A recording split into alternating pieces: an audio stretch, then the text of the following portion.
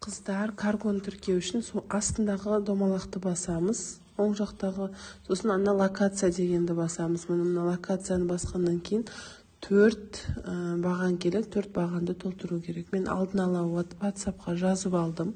Осылай жазып алсаңыздар болады. Біріншісіне идентификаторды толтырамыз. Жаңағы копировать етілген ID номері бар емес па соны. Екіншісіне сол номерді, Қытайдың номерін тереміз. Мына ол номерін жақта бар. Менен қарап жазып алсаңдар болады.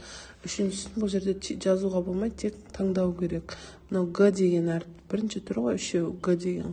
Сол Г-ні тағы да екіншісінде де Г-ні таңдап, үшіншісінде тура бірінші тұрған осы символдарды таңдайсыңдар. Төртінші бағанға мен андай адрес жіберем, сол адресті скопировать етіп, төртінші бағанға қоясыңдар. Бірақ К минус деген жер бар ғой, мына жерде 49-47 деген жерге өзіңнің нелерінді қоясыңдар, жаңағы идентификаторларынды қоясыңдар.